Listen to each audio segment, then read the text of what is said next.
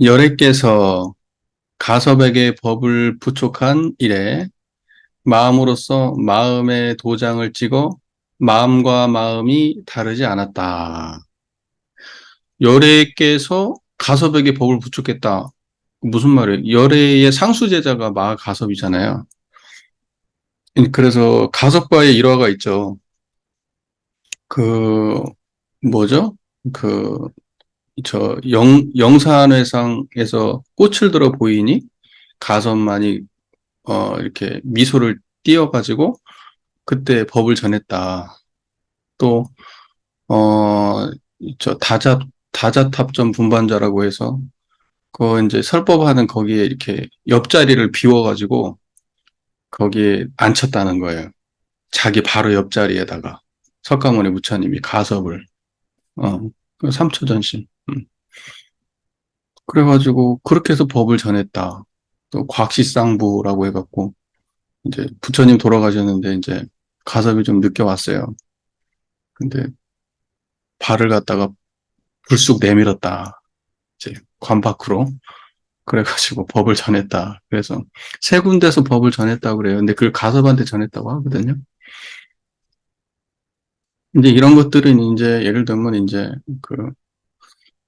어, 아무튼 그래서 가섭에게 법을 부촉했다 이렇게 얘기한 거예요. 이때 열애는 석가모니 부처님을 말하는 거고 열애께서 가섭에게 법을 부촉한 이래 마음으로서 마음의 도장을 찍었다. 마음으로서 마음의 도장을 찍었다는 말이 무슨 말이에요? 뭐랄까, 언어로 전달했다는 것도 아니고, 어떠한 행위로 전달한 것도 아니고, 그죠? 어떠한 경험으로 전달한 것도 아니고, 마음에서 마음으로 전한 거예요. 그걸 보고 이제 마음으로서 마음의 도장을 찍었다. 이렇게 말하는 거예요. 그러니까 그걸 전할 때 어떠한 방편도 동원되지 않은 거예요. 그렇게 방편이 동원되지 않음으로써 전해진 것, 이것이 온전한 거고, 방편을 동원돼서 전해진 것은 글쎄 알 수가 없지. 그게 온전할지 어쩔지는. 그런데 하여튼 선가에서는 그런 식의 이제 논리를 피는 거예요. 지금 저 보는 자리를 그냥 안다 이 말이에요. 예. 이게 마음에서 마음으로 전하는 거예요. 나하고 똑같은 마음을 그냥 드러낸다. 스승과 똑같은 마음자리를 드러내면 그럼 그게 마음에서 마음으로 전한 거예요. 그걸 이제 전심이라고 얘기하죠. 마음을 전했다. 물건을 전하는 건 형태가 있어요. 언어로 지식도 전할 수 있고, 웬만한 건 다 전할 수 있죠, 우리는. 근데 마음은 어떻게 전해? 그 마음을, 그 형체도 없고, 모양도 없고, 아무것도 없는 걸 어떻게 전하냐고요.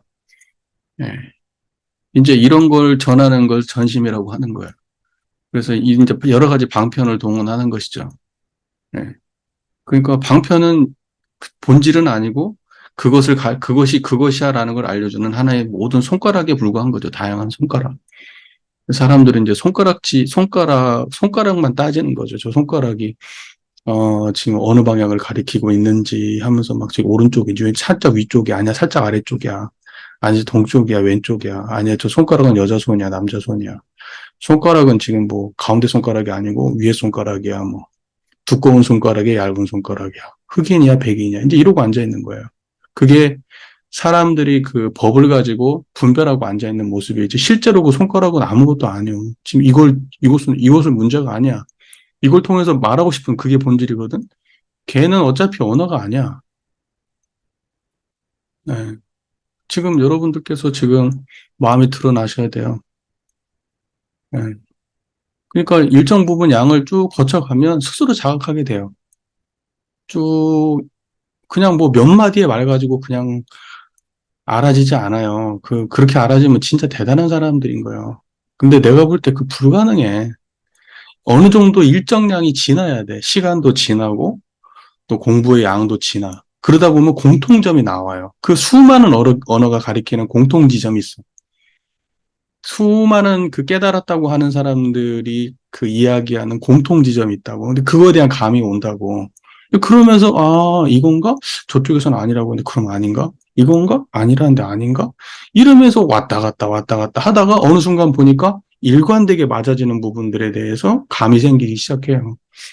혼자 공부하면 그런 거예요. 혼자 공부하면. 오래 걸려. 근데 사실은 분명하게 아는 사람한테 신을 세우고 그 사람이 이제 저분은 분명히 저분이 말하는 데를 따라가면 확실해. 다른 거 여러 가지 볼 거 없어. 그냥 그거 믿고 가면 돼. 그럼 훨씬 빠르지. 빠르게 시작했어도 결국은 뭐냐면 그 다음 단계들을 다 거쳐가야 돼요. 먼저 알고 뒤에 어떤 지적 알을 가져갈 수도 있고 지적 암을 많이 쌓고 누군가가 분명하게 그 자각을 시켜줘가지고 알 수도 있고, 그러긴 하지만 그 두 가지가 다 맞아 떨어져야만 돼요. 그게 만약에 선가에서처럼 막 모든 언어를 다 이렇게 막 그냥 직진신만 이야기하고 이심전심만 얘기한다면은 그러면 뭐 사실은 경전이라고 하는 것들을 이렇게 다시 남길 필요가 없는 거예요. 근데 대종사님의 교법 안에서 보면 원불교적으로 따져보면 대종사님은 그렇게 얘기를 안 해. 경전 공부하라고 얘기하거든요. 그러니까는 사리 연구에도 우리가 그런 식으로 우리가 법의 등급에도 나오잖아요. 우리의 교리와 법규를 대강 이해하는 단계가 있고, 그 다음에는 우리의 교리에서 착오가 없는 단계가 있고, 그 다음에 우리 교리를 일일이 해석하는 단계가 있고, 그 다음에 모든 종교의 교리를 관통하는 단계가 있는 거예요. 그렇기 때문에 그럼 그것은 뭐예요? 문자 공부하라는 거지 말라는 게 아니라니까. 그러니까 원불교는 절대 문자를 버리는 종교가 아닙니다. 본질은 문자에 있지도 않고 없지도 않아요. 하지만 문자를 버리고 그냥 순수하게 깨달음만을 추구한다? 그것도 사실은 자기 혼자만 제도하고 끝나면 그만이겠지만 보편적인 언어로 많은 사람들에게 설명하고 그걸 나누기 위해서는 언어 문자 공부가 중요한 겁니다.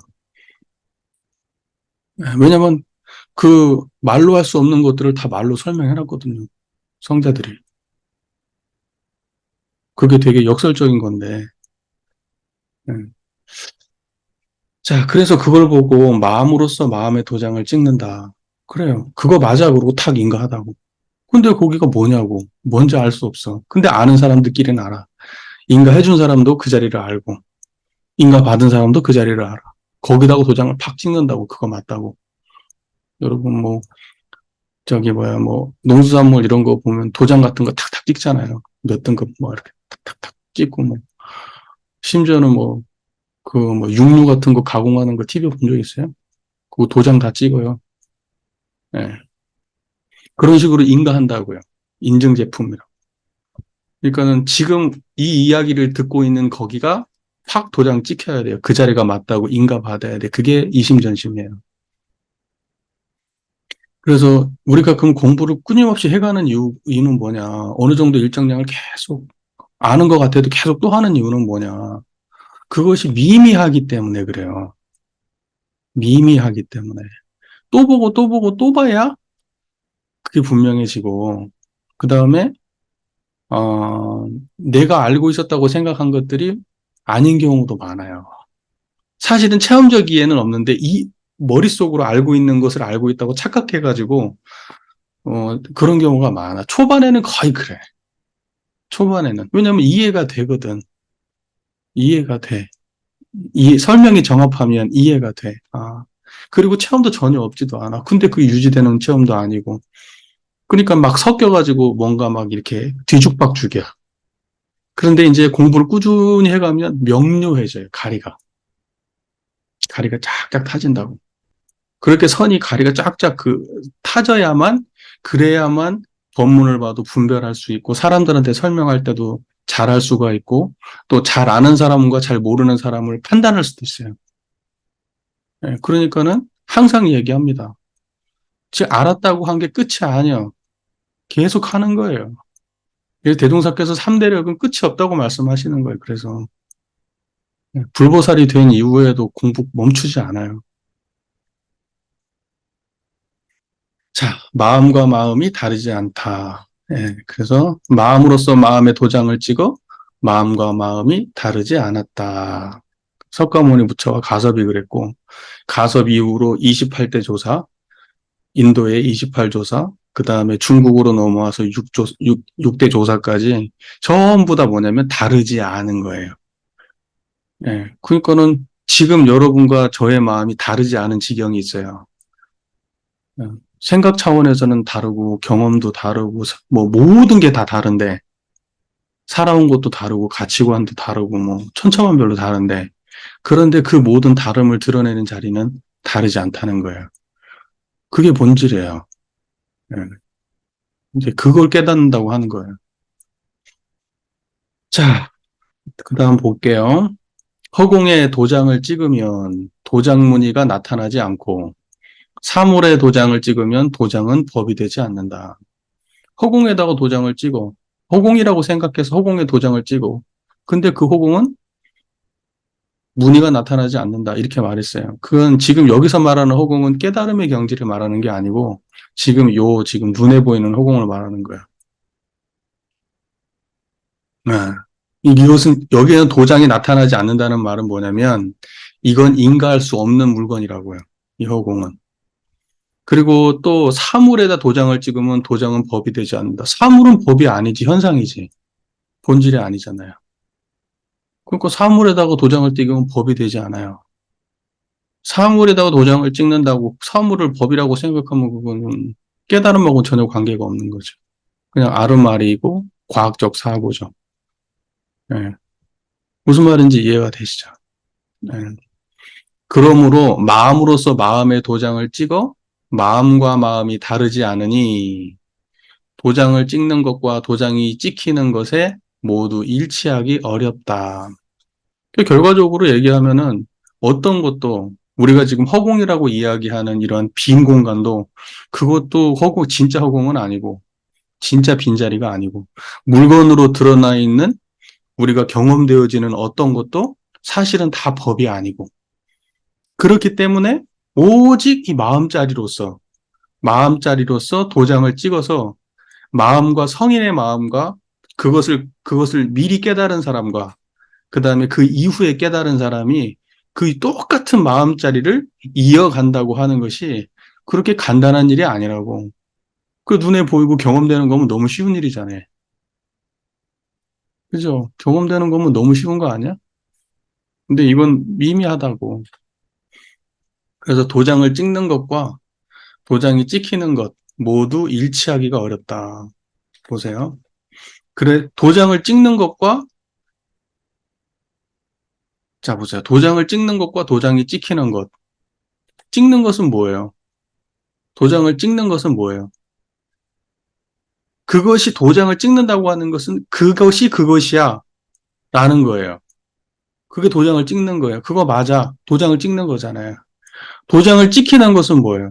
내가 그 자리를 얻는 거예요. 누가 나를 인가하기도 어렵고, 내가 그 자리를 알기도 쉽지 않다는 거예요.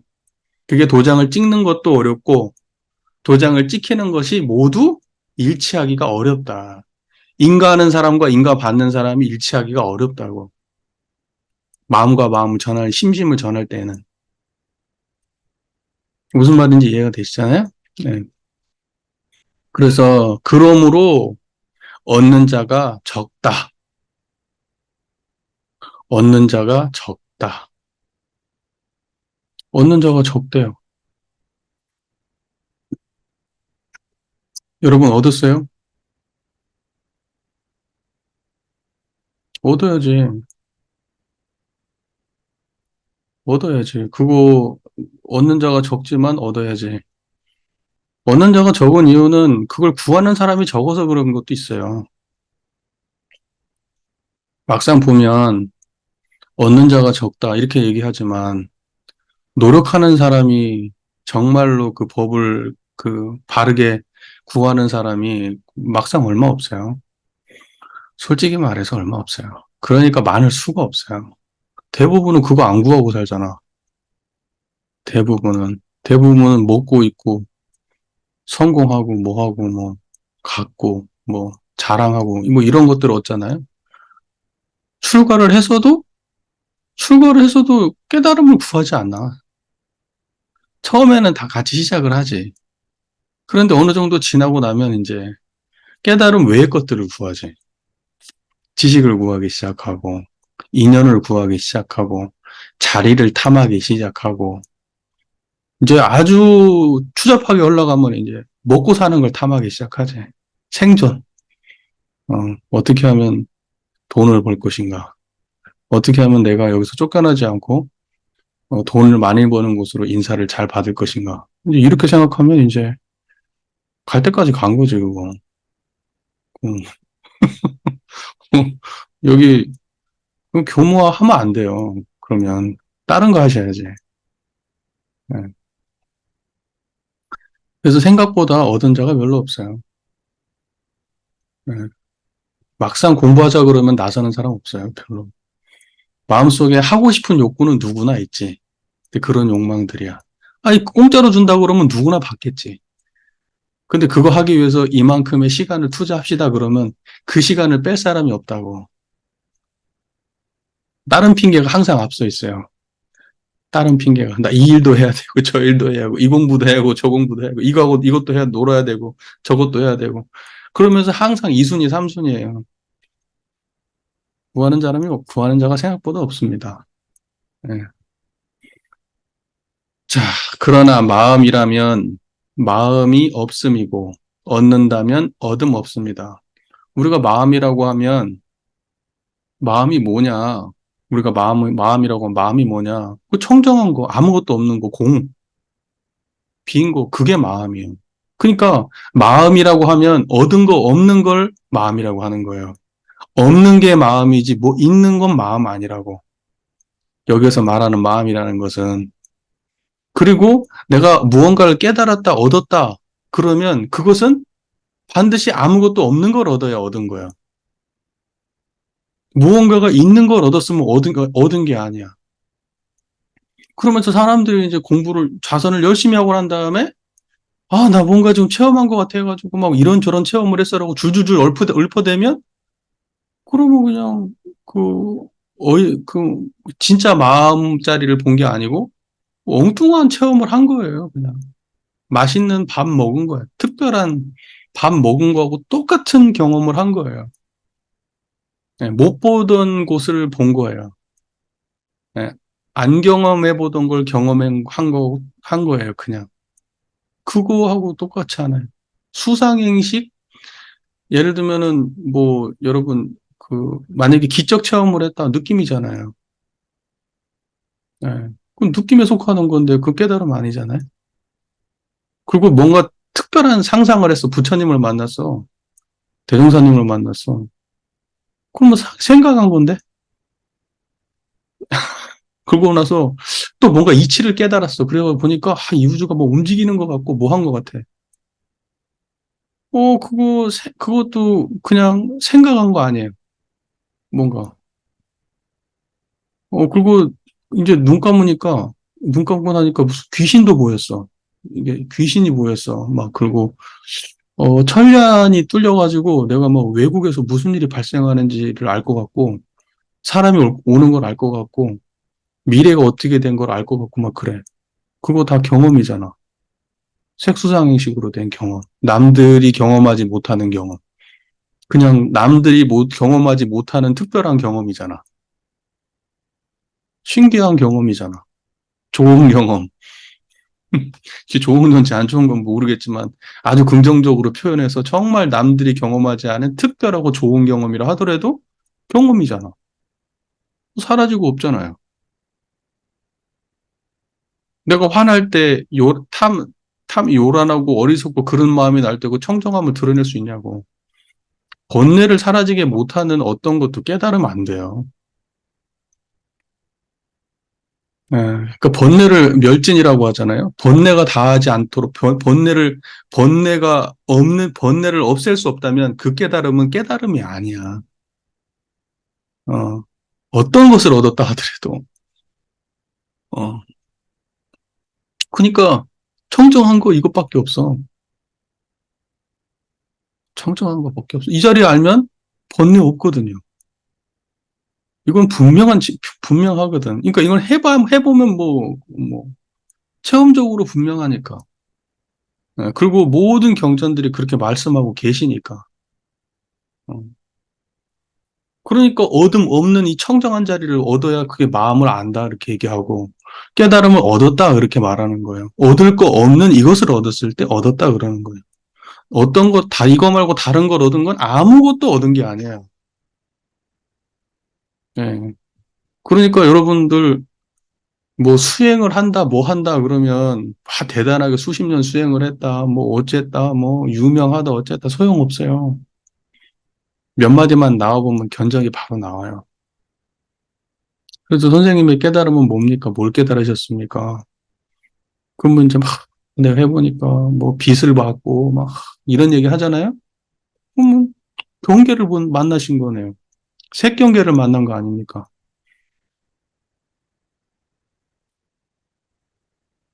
뭔 말인지 아시겠죠? 예. 그러니까는 이제 여러분들은 이제 어디 가서 뭐 어디 가서가 아니고 여러분들의 그 공부의 그 삶 속에서 열등감을 가질 일이 없어요. 열등감은 어디서 와요? 누군가는 얻고 누군가는 못 얻었을 때 내가 못 얻은 쪽에 서 있을 때 열등감이 오잖아. 얻고 싶은 걸 못 얻었을 때. 남들은 어떤 경험을 통해서 무슨 뭐 체험을 통해서 뭘 얻었네 해도 그것이 깨달음의 길이 아니라는 사실 하나만 알아도 열등감이 없어요. 수행에 있어서. 여러분들이 열등감을 내려고 하면 이 자리를 깨닫고 유지하는 데 노력하는 사람들을 향해서 내세요. 다른 거에서 열등감 느끼지 마시고. 다음 볼게요. 부처에게는 새 몸이 있다. 법신은 자성이 텅 비어 걸림없이 통하는 법을 말한다. 청정한 이게 자성이 텅 빈 게 청정한 게 공짜리 이거 말하는 거죠. 이걸 법신이라고 하잖아요. 청정 법신이라고 얘기하잖아요. 예, 이 청정 법신. 이게 지금 법신이에요. 청정한 게. 보시는 모든 깨끗한 법을 말한다. 그리고 화시는 육도만행의 법을 말한다. 이제 이 전체적인 내용을 보면 법신은 긍정하는데 보신하고 화신은 부정하는데 정산종사님은 삼신일체에 대한 얘기를 하시거든요. 이 법신, 보신, 화신에 대한 설명들이 조금씩 다 달라요. 선가에서도 설명이 조금 달라요. 근데 이제 여기에서는 법신은 인정하되 보신, 화신은 그건 현상론이라고 받아들여요. 법신에서 나온 것들이니까. 이제 이런 식으로 보거든요. 근데 제가 볼 때는 그렇게 보시고, 여기에서 그, 뭐, 얘기하고자 하는 본질은 우리가 모르는 것은 아니니까. 본질은 모르는 것은 아닌데, 설명 방식이 조금 다르다. 여기서는. 이제 그렇게만 좀 이해하면 될 거예요. 이제 보신이라고 하는 것은 그 수행의 과보로 받은 몸이다. 이거예요. 그 지금 여러분이 뭘 수행하고 계시죠? 청정한 이 자리를 수행하고 계시잖아요. 예. 그러니까 법신과 보신은 같은 자리예요. 과보를 통해 우리가 수행을 통해서 얻은 과보로 얻은 몸은 이 자리예요. 뭔 말인지 아시겠죠? 그 다음에 화신. 이 자리가 이제 육군화 되면 화신이에요. 볼 때 이 자리고 들을 때 이 자리면 화신이에요. 그게 선가적으로 보면 바른 해석일 것 같아요. 이제 근데 여기서는 좀 다르게 해석하고 있다는 거. 그렇게 이해하시면 될 것 같아요. 법신인 법을 말함에 언어, 음성, 형상, 문자로서 구할 수 없다. 그러니까 법신이라고 하는 것은 그대로 법이고요. 법신, 그건 그냥 그대로 법이에요. 그리고 그것은 언어, 음성, 형상, 문자로서는 구할 수 없어요. 그냥 청정한 자리예요. 됐죠? 말할 것도 없고 깨달을 것도 없고 자성이 텅 비어 걸림없이 통할 뿐이다. 그게 법신이다. 음. 그러므로 말하기를 말할 만한 법이 없으니 이것을 일러 법을 말한다고 한다. 말할 만한 법이 없는 걸 법신이라고 한다. 사실은 이제 어떤 선가에서는 그런 얘기 하죠. 법신 그러면 마음법을 드러내는 바탕. 그래서 법신 이렇게 얘기하거든요. 지금 이 소리를 드러내는 바탕. 그래서 법신이다. 뭔 말인지 아시겠죠? 예. 자, 넘어가겠습니다. 보신과 화신은 모두 때에 따라 감응하여 나타나고 보신과 화신은 법신이라고 하는 것은 진리 자체예요. 청정한 이대로예요. 텅 빈 공짜리 이대로예요. 그런데 보신과 화신은 모두 때에 따라 감응하여 나타난 것들이에요. 나타난 놈들은 사라지는 거 아니에요. 그러니까 여기서는 보신과 화신을 그 나타난 걸로 본 거예요. 나타난 것은 본질이 아니거든. 생멸하는 걸로 본 거예요. 예. 여기에 논법입니다. 그냥 말하는 법도 따르고 말하는 법도 사정에 따르고 근기에 맞추어 끌어들여 가르쳐 변화시키기 때문에 모두 참된 법이 아니다. 상황에 따라서 달라진다는 거예요. 상황에 따라서. 법신 보신은 상황에 따라 드러난 것들이다. 그러므로 말하기를 보신과 화신은 참부처가 아니고 또한 법을 말하는 자도 아니다라고 했다. 그러니까 여기서는 법신과 보신을 좀 부정하는 입장에 서 있어요. 그 법신 한마디로 얘기하면 법신도 보신도 아니죠. 보신과 화신도 전부 다 생멸로 드러나는 것이다. 법신에서 생멸로 드러난 것이다. 이렇게 보는 입장이에요. 그러나 그런 입장만 있는 것은 아니에요. 예, 아까 얘기했다시피 그 자리 그대로를 법신이라고 하고 예, 그 자리 수행에서 얻은 그 과보 그대로가 법신 또 보신이고 그것이 육군으로 쓰여지면 그대로 화신이기 때문에 사실은 그 삼신은 한 자리밖에 없어요. 예, 제가 볼 때는 이러한 설명이 좀 맞을 것 같은데 여기는 조금 그렇게 설명을 했습니다. 그냥 그런갑다 하시고 넘어갈게요. 같다고 하는 것은 하나의 정명이 나뉘어 여섯의 화합이 된다. 하나의 정명이라고 돼 있으면 맑고 깨끗한 거잖아요. 맑고 명, 깨끗한. 맑고 깨끗한 게 뭐예요? 법신짜리잖아요. 청정법신짜리. 그거 맑고. 청정할 때 정이잖아요. 맑고. 그 다음에 밝아요. 밝다는 표현은 성품에 대한 표현을 할 때 많이 쓰는 표현이에요. 밝다는 표현. 그냥 밝다 얘기하면 성품짜리 말하는 거지, 드러난 것들 말하는 거 아니에요. 왜냐면 그 자리가 밝으니까 모든 걸 드러내는 것이지. 예. 그래서 같다고 하는 것은 하나의 정명이 나뉘어 여섯의 화합이 된다. 이게 무슨 말이에요? 여섯의 화합은 한 마음짜리가 청정한 한 마음짜리가 작용할 때는 여섯으로 작용한다 이런 뜻이에요. 예. 맑고 밝은 이 자리가 작용할 때 여섯 안이 비설신의 육군으로 화해서 드러난다. 그 원불교에서도 대종사님 이런 표현 쓰세요. 그 법이 육군으로 화한다. 이런 표현 쓰시거든요. 육군으로 화한다. 그래서 그 사람, 이제 법과 항마이부터, 원래는 또 출가위도 그렇고, 법과 항마이도 그런 표현을 쓰세요, 둘 다. 그런데 가장 이제 먼저는 법과 항마이부터 그런 표현을 쓰시거든요. 그러니까는 육군 작용이 모두 법으로 화한다. 이제 이러한 표현이 어떤 건지 생각해 보세요. 볼 때 청정하고 들을 때 청정한 거예요. 예, 그걸 보고 여섯의 화합, 이렇게 얘기하는 거예요. 나누어진 것 같지만 사실은 한 자리에 여섯 작용이에요. 그렇죠. 볼 때 그 자리고 들을 때 그 자리니까. 볼 때하고 들을 때가 다르면 쪼개지는 거잖아요. 쪼개지고 변화되는 거면 성품 아니에요. 그 성품의 본질은 쪼개지고 변화되지 않습니다. 그런데 그 쪼개지고 변화되지 않는 것이 육군을 떠나 있지 않아요. 그래서 쪼개지고 변화되지 않는 그 하나의 작용이, 하나의 바탕이 작용할 때는 여섯 가지로 작용해요. 그래서 이런 표현도 쓰는 거예요. 성품이 우주만유의 본원인 거예요. 그래서 이론은 우주만유의 본원이요. 그렇게 말하는 거예요. 무슨 말인지 이해가 되시죠? 우주만유는 뭔데? 육군작용이 우주만유잖아요. 하나의 정명은, 그 성품자리를 정명이다. 맑고 깨끗한 것은, 하나의 맑고 깨끗한 청정한 이 자리는, 하나의 정명은 하나의 마음이고, 마음과 정명은 같은 말이죠. 그러니까. 그건 둘이 아니에요. 어차피 정명이라고 하는 것은 하나의 정명밖에 없지, 둘의 정명이 있지는 않아요. 하나의 정명은 하나의 마음이고, 여섯의 화합은 육군이다. 됐죠? 설명이 되죠?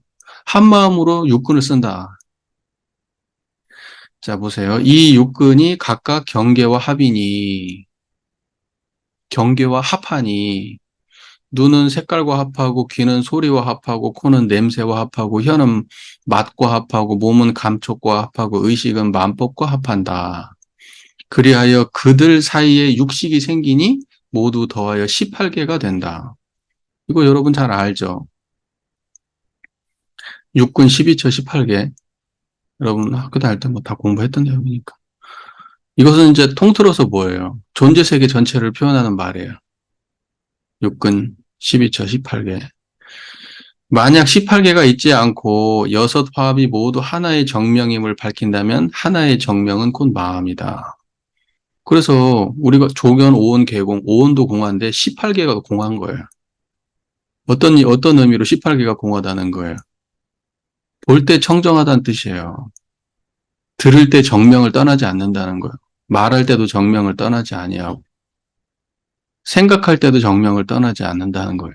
그렇게 모든 작용이 18개가 모두 청정한 이 자리를 안 떠나면 그러면 뭐예요? 여섯 화합이 모두 하나의 정명이다 이거예요. 그래서 이 하나의 정명이 곧 마음이다. 그러니까 여러분 마음 아냐 이렇게 물어보면 그 마음은 아유 저 마음 알죠. 오늘도 그냥 화나고 짜증나고 했어요. 그 마음 말하는 거 아니에요. 아시겠죠? 아유 뭐 마음 이런 그 보통 일반적으로 쓰는 마음을 생멸심의 마음을 여기서 두고 하는 말은 아닌 거 아시죠? 예. 자, 도를 배우는 사람이 모두 이것을 알면서도 다만 하나의 정명이 여섯의 화합이라는 견해를 벗어나지 못하니 그들 법에 얽매여서 본래 마음에 일치하지 못하는 것이다. 이게 무슨 말이냐면 도를 배우는 사람들이 지금 앞에서 설명했던 내용을 다 알아. 다 알지만 하나의 정명이 여섯의 화합이라는 견해를 벗어나지 못한다는 것은 뭐냐면 육군 있죠, 육군. 육군을 모아놓으면 그게 마음이다 이렇게 생각한다고. 육군을 모으면 마음이라고 생각한다고요. 그러니까는 대부분의 사람들은 뭐냐면 경험의 종합을 마음이라고 본다고. 근데 이 마음은 경험 이전의 것이라고. 그것이 마음이지 경험과 섞이는 게 아니라고요. 근데 우리가 이렇게 공부를 해가지고 그 소리를 아무리 많이 들어도 꼭 현실에 나와서는 마음 그러면 경험의 총합으로 마음을 이해한다고. 느끼는 게 마음이지, 화나는 게 마음이지, 짜증나는 게 마음이지, 보는 게 마음이지, 듣는 게 마음이지, 이렇게 생각한다고. 그것이 마음이 아니라고. 뭔 말인지 아시겠죠? 그래서 이 그들 법에 얽매여서 본래 마음에 일치하지 못하는 것이다. 네. 항상 경계에 흘러가, 18개로 흘러간다고. 육군으로 흘러가고. 그래서 본래 하나의 마음자리를 못 드러내고 살아. 그게 보통 사람들이에요. 공부를 해도 아무리 이론적으로 많이 배워도 실제는 못해요. 못 드러내요. 이런 게 엄청 중요한 지점이에요. 아, 아는 것과 실제는 다른 거예요. 많이 다른 거예요. 많이 안다고 실제로 되는 거 아니야. 내가 사람들한테 여러 번 많이 설명하거든. 자전거 타는 방식에 대해서 자전거에 대해서 책 한 권을 달달달 외우고 무슨 뭐 외국에서 뭐 유명한 사람이 쓴 책을 읽었든 모든 책을 다 읽었어도 자전거 진짜 못하면 뭔 소용이고 그게. 지금 여기서 이야기하고 있는 것은 진짜 자전거를 만나고 자전거를 타는 이야기예요. 자전거 본 적도 없고 자전거 탈 수 없는 사람이 자전거에 대해서 머릿속에 알고 있는 지식 가지고 자전거를 안다고 생각하는 것을 인정하지 않아. 선가에서는 절대. 선가뿐만 아니라 깨달음을 추구하는 모든 데서는 다 마찬가지야. 세상에 이제 지금 그 존재하는 수많은 지금 명상 단체들이 있고 깨달음을 추구하는 많은 그런 수행 단체들이 있어요. 종교에서 운행하는 것도 불가에서도 운행하는 거 있고. 그럼 거기는 정말 제대로 불법이 구현되고 있느냐? 모르는 일이야. 다 들어봐야 돼. 아무리 사람들이 많고 거대해도 막상 가보면 껍데기만 너덜너덜하고 화려한 데 많아요. 예. 뭔 말인지 아시겠어요? 종교가 점점점 이제 형식적인 어떤 이런 것들을 점점 벗어던지게 돼 있을 거야. 앞으로 가면 갈수록. 예. 왜냐면 그런 것들은 이제 오히려 흔한 세상이 되니까.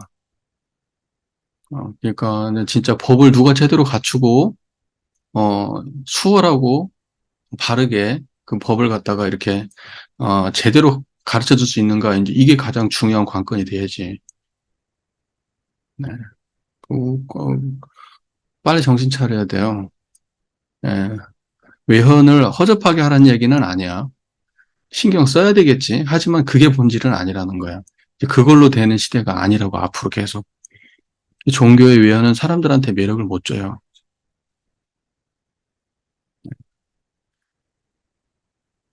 자, 또 넘어가서,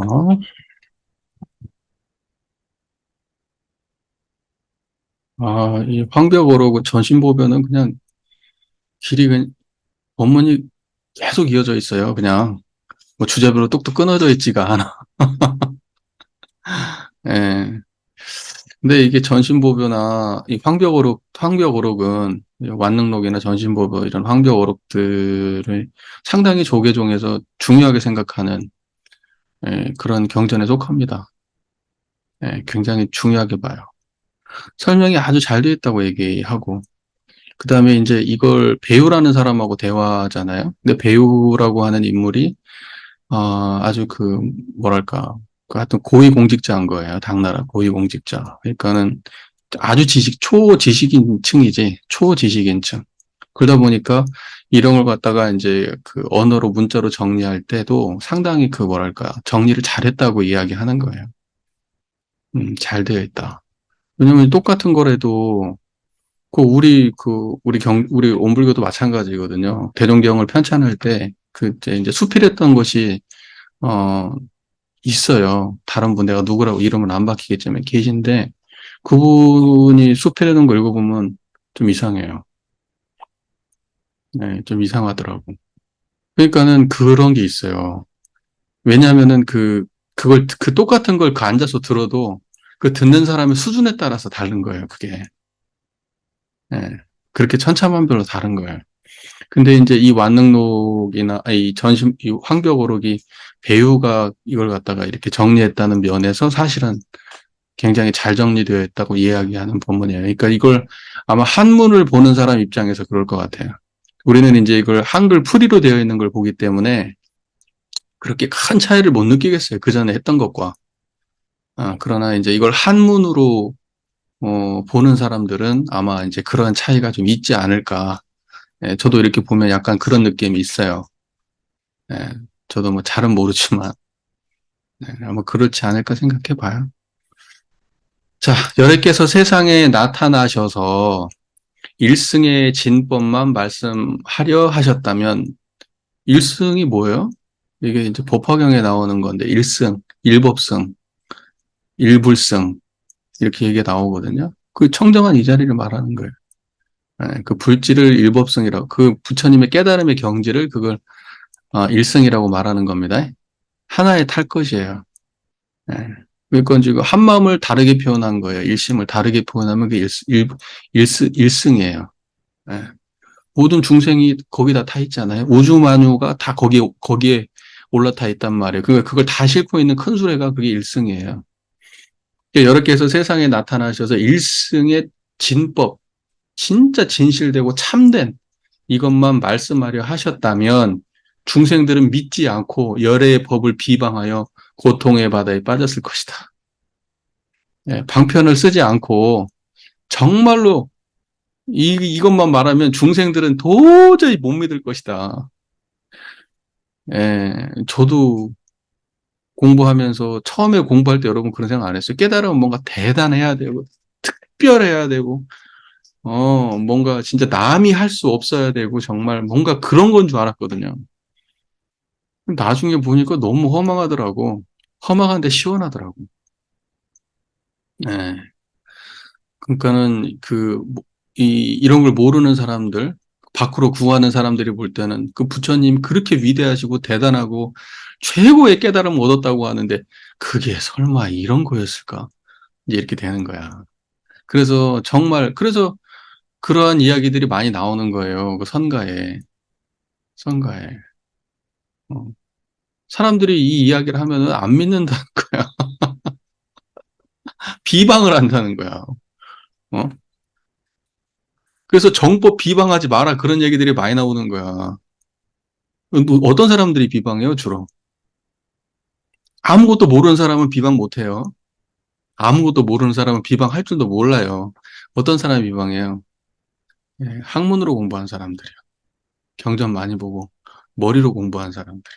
그런 사람들이 비방 많이 해요. 근데 이제 그런 성가에서 그런 사람들을 깨부시는 얘기들이 많이 나오지. 경전 공부하다가 성가에 귀의하잖아. 그동안 공부 우리가 하면서 많이 봤잖아요. 예, 그래요. 그렇게 비방을 많이 해. 예.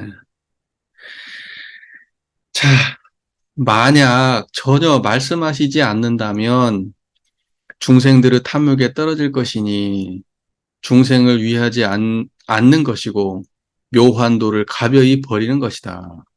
말을 하면 비방하고 말을 안 해. 그러니까 이것은 뭐 말이 아니니까 말을 안 해버리면 중생들은 교화를 중생 자기 할 일을 안 하는 게 되는 거예요. 예. 자기 할 일을 안 하게 되고 중생들은 교화를 받지 못하게 되는 거예요. 제도를 받지 못하게 되는 거예요. 말을 해도 문제고 안 해도 문제예요.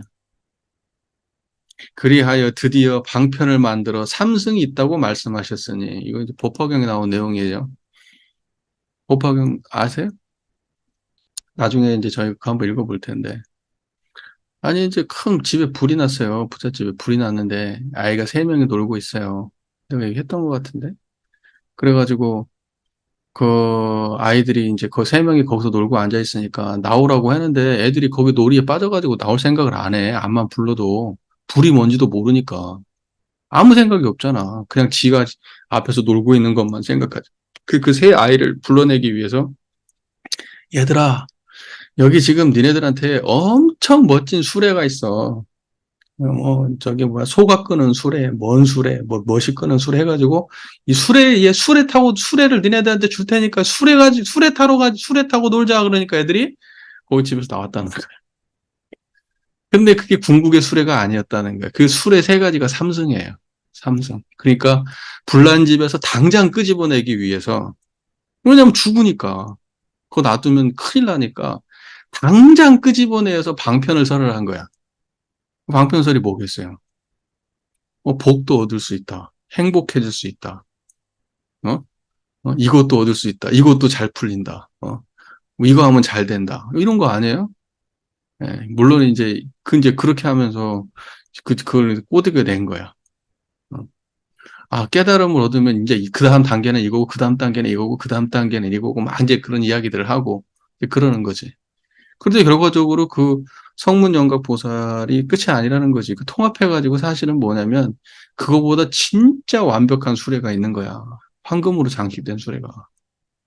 음. 그게 뭐냐. 그게 일승이라는 거야. 예. 삼승이 끝이 아니고, 일승이 끝이다 이거야. 그 삼승은 방편이고, 결과적으로 일승까지 가야 된다. 이 얘기 하는 거예요. 그래서 방편을 만들어서 삼승이 있다고 말씀하셨으니, 승에는 작고 큼이 있고, 어둠에도 깊고 얕음이 있으나, 무슨 말인지 아시겠죠? 삼승이라고 하는 것은 한 단박에 지금 아무것도 없는 자리를 말해버리면 누가 그 깨달음을 얻겠냐고, 아무것도 없다는데, 뭐 얻은 바가 있어야지 뭘 애들이 도전을 할 거 아니냐고. 그러니까 처음부터, 야, 얻을 게 없어. 이런 말은 못 하는 거예요. 그건 이제, 어느 정도 이제 이해 수준이 넘어가야 이제 그런 말도 하는 거지. 그러니까 그러기 위해서 삼승이 있다. 그렇기 때문에 승에는, 이때 승은 삼승을 말하는 거예요. 승에는 작고 큼이 있고, 어둠에도 깊고 얕음이 있어요. 청정한 이 자리에 깊고 얕은 거 없잖아. 근데 삼승에는 있다고. 단계가 깨달음에. 공부하면 이만큼 단계가 있고, 그 다음 공부하면 이만큼 단계가 있고, 그 다음 공부하면 이만큼 단계를 넘어서 단계를 지나서, 그 다음에 저기 뭐야, 굴지까지 간다. 이제 이런 식의 설명이란 말이야. 그러니까 이런 건 다 삼승의 교법이라고, 삼승이라고 보는 거예요. 예. 근데 그런 게 깨달음이 어디 있냐고. 단계가 있으면 깨달음 아니라고 보는 게 그게 일승이란 말이에요.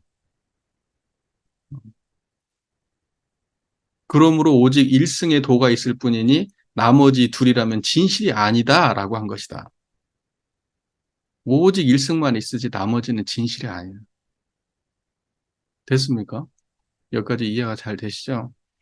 여러분들은 지금 어디까지 붙들고 계셨던 거예요? 지금 이제 이 공모 모임 하시기 전까지는 단계를 알고 단계적 수행에 대해서만 생각하신 거 아니에요.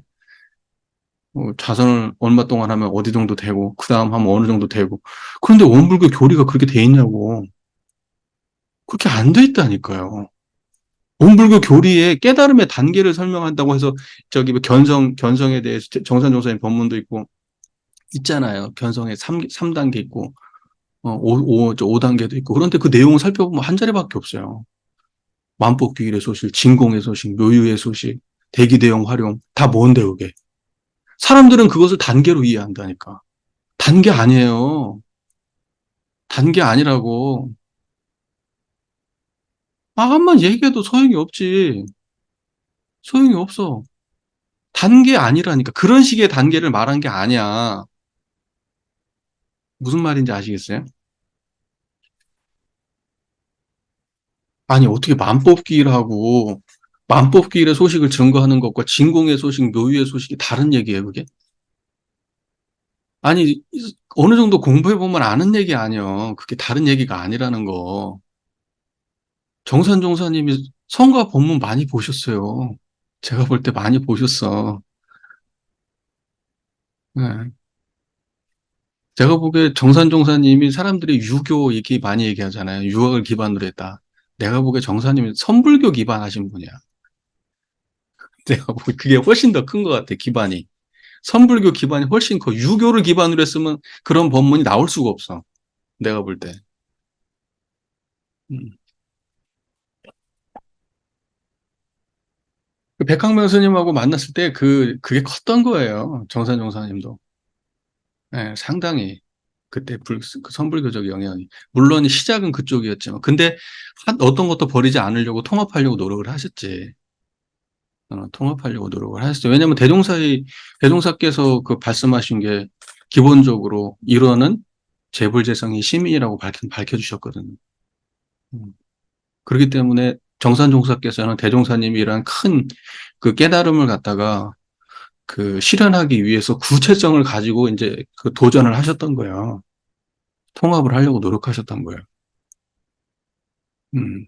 왜냐면 그래야만 이 세상에 나눠져 있는 그런 사상 체계로 지금 그 종교로 분열되고 사상으로 분열되고 하는 것을 깨달음의 자리 하나로 통합하려고 했는 원래 원불교의 취지에 부합하기 때문에 그걸 어느 정도 저 학문적인 어떤 그 법문을 통해서 그걸 해석함으로써 그리고 이제 해석이라는 자세한 해석은 아니더라도 어느 정도 그 큰 틀에서 그걸 갖다가 파악하려고 노력하셨던 게 정산종사님이라고 저는 봐요. 음. 자, 그러나 마침내 일심법을 드러낼 수 없었기 때문에 일심법은 뭐죠? 총정원 이게 일심이에요? 이게 일심법이고 이걸 드러낼 수 없었기 때문에 가섭을 불러 법자에 함께 앉아서 말로 설명하는 것을 벗어난 일심법을 따로 부촉하여 이 한 갈래의 법령이 따로 행해졌으니 만약 이 법령을 깨달을 수 있다면 곧장 부처의 지위에 이를 것이다. 이때 법령은 뭘까? 한 갈래의 법령. 청정한 이 자리를 말하는 거예요. 법령이라는 것은 뭐 법과 명령 뭐 그런 뜻이 아니고 법령이라고 하는 것은 청정한 이 자리를 말하는 거예요. 그냥 그렇게 이해하시면 돼요. 이거에 대한 자세한 설명이 여기 붙어 있지 않아가지고 저도 이걸 굳이 설명하지 않으려고 하는데 보통 법이라고 얘기하면 이 자리를 말하는 거잖아요. 우리가 법, 마음 다 같은 말이잖아요. 부처. 그동안에 뭐 하도 공부를 많이 했으니까. 그때 다른 법을 말하는 게 아니고 이 법 말하는 거예요. 네. 그리고 이 법을 갖다가 드러낸다. 이 법을 갖다가 밝힌다. 이런 의미의 법령이에요. 네. 그러니까 보면 이것을 갖다가 마침내 일신법을 드러낼 수 없었기 때문에 누구를 불러서 앉혔냐. 가섭을 불러서 옆에다 앉혔다 이거예요. 근데 그 상황은 어떤 거예요, 그러니까. 가섭과 석가모니 부처님이 둘이 아님을 보이기 위해서 옆에 앉힌 거잖아요. 나와 가섭은 같은 자리에 앉아 있다. 이걸 보이기 위한 거잖아. 나와 가섭이 같다는 것이 어떤 자리가 같은 거예요? 청정원 자리가 같지. 가섭하고 어떻게 석가모니가 같을 수가 있어. 다르지. 생김새도 다르지, 배경도 다르지, 지식도 다르지, 경험도 다르지, 인연도 다르지, 다 다를 텐데. 근데 똑같은 자리에 앉혔다고요. 그게 의미하는, 그게 그걸 통해서 법을 전했다고 하는 거예요. 그게 뭘 의미하는 거겠냐고. 말 한마디 없이 그냥 앉혔다니까. 이리 와라. 앉혔다고, 그냥. 근데 그게 법을 전한 소식이라고 얘기하거든. 선거에서는. 뭐겠냐고. 청정한 자리 전한 거요. 청정한이 자리.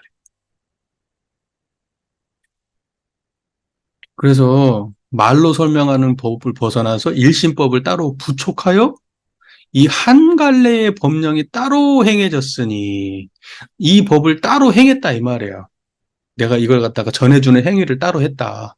말로 해가지고 이거 안 되니까 설명을 아무리 하고 뭐 해봐야 여기서 어긋나니까 만약 이 법령을 깨달을 수 있다면 내가 여기다 부촉해가지고 내가 이 사람한테 법을 전했잖아요.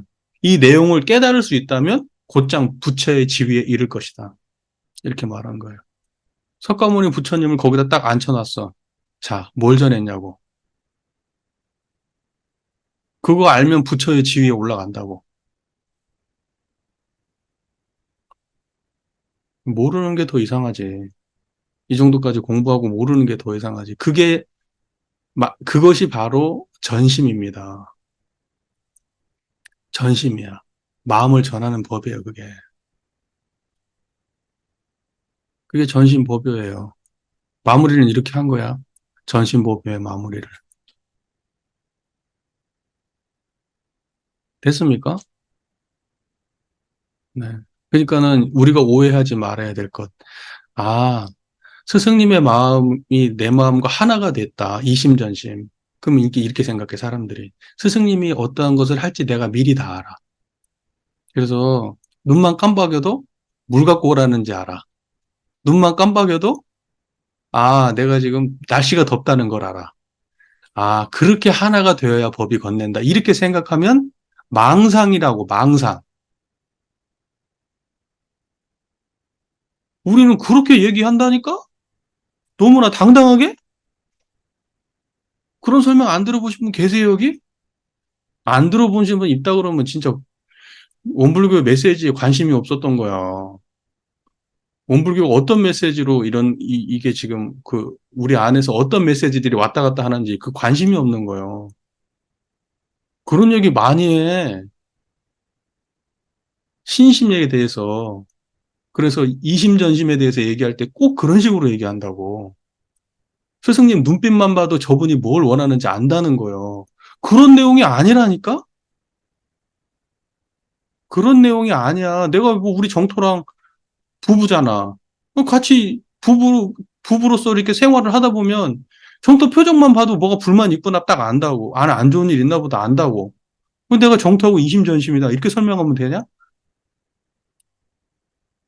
그런 말이 아니라니까. 선거에서 쓰는 말은 그때의 심이라고 하는 것은 생멸심을 이해한다. 그 사람의 감정을 이해한다. 저 사람의 판단을 내가 알아챈다. 이런 의미의 심이 아니라고. 아무것도 전할 수 없는 그것을 전하는 걸 이심전심이라고 하는 거라고. 싸우는 거하고 뭐 말 안 듣는 거하고 이런 거 관계가 없어요. 의견이 달라도 이심전심이라고. 의견이 달라도 생각과 가치관이 달라도 이심전심이라고. 그러니까 아무리 스승님 뜻을 다 맞춰도 이 깨달음이 없으면 그건 이심전심 아니라고. 전심이 무슨 말인지 잘 이해하셔야 돼요. 전심, 전심, 마음을 전한다는 게 어떤 건지. 그러니까 결과적으로는 석가모니 부처님 이후에 마가섭 이후에 중국에서 육조대사 이후에 대종사님 이후에 우리가 뭘 전할 거냐고. 공전이라고 그랬잖아. 공전. 사람들한테 공통된 어떠한 하나의 무엇을 전해야 돼, 우리가 다. 깨달음이라고 하는, 이론상의 대종사님의 깨달음이라고 하는 걸 전해야 돼. 공전이라고. 그거 어떻게 할 거냐고. 한 사람한테만 맥을 내가지고 전해줬어요, 그거? 응? 나는, 나는 열심히 교단 생활 잘해가지고 사람들한테 인기가 많아가지고 내가 종법사가 됐네? 그러면 내가 갑자기 없던 깨달음이 생겼어? 그런 거 아니라니까. 그런 거 아니에요. 이 자리 알면은 전에 받은 거예요. 그래서 대종사께서 굳이 석가모니 부처님한테 맥을 댄 거예요. 연원을 건 거예요. 왜 대종사께서 금강경을 보시고 석가모니 부를 성중성이라고 얘기하고 나의 연원도 석가모니 부처님 우리 저기 뭐야 불법의 연원을 되겠다고 왜 그런 말씀을 하셔? 왜? 깨달음의 맥이라는 건 그거 말고 없어요.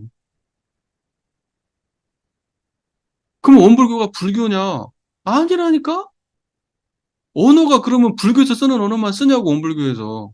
대종사님이 불교에서 배웠냐고. 화두선 했냐고.